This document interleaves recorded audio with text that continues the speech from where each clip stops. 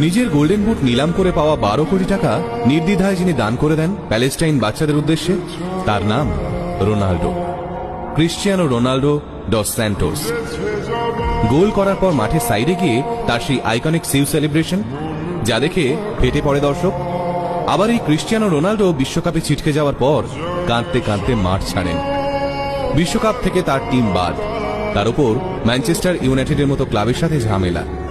বিশ্বকাপের পর ইউরোপের কোনো ক্লাবে তিনি আর যোগ দেননি। বর্তমানে তিনি পাড়ি দিয়েছেন সৌদি আরবে।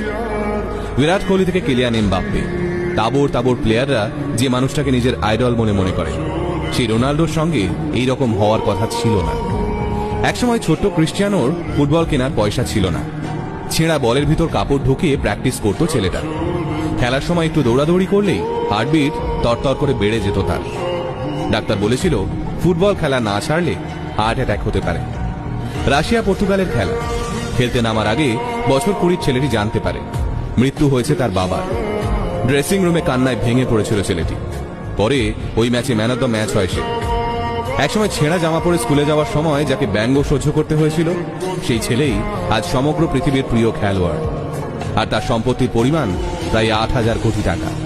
তিনি প্রতিটা অনুষ্ঠানে নিজের মাকে নিয়ে যান, আর সেই নিয়ে আপত্তি জানিয়েছিলেন বান্ধবী। মাকে নিয়ে বান্ধবীর আপত্তি আছে শুনে তৎক্ষণাৎ নিজের বান্ধবীকেও ছেড়ে দেন তিনি। এতটাই শক্তিশালী ছিল তার শিকড়ের টান। রোনাল্ডোর জন্ম এক গরিব পরিবারে। 2 বেলা দুমুঠো ভাত জোগাড় করতে রোনাল্ডোর বাবা হিমশিম খেত। ভালো জামা কাপড় কিনে দেওয়া তো দূরের কথা, ছেঁড়া জামা পরে স্কুলে যেতে হতো তাকে। বাড়ির আর্থিক অবস্থা খারাপ, বাবা সারাদিন মাতাল হয়ে থাকে।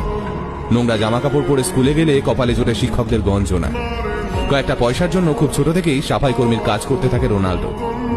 সমস্ত গঞ্জনা, অবহেলা, বঞ্চনার বদলা তিনি তুলতেন মাঠে। ফুটবলের শট মেরে, নিজের থেকে বয়সে বড় ছেলেদের ড্রিবল করে, মাঝ মাঠ থেকে ফ্রি কিক মেরে।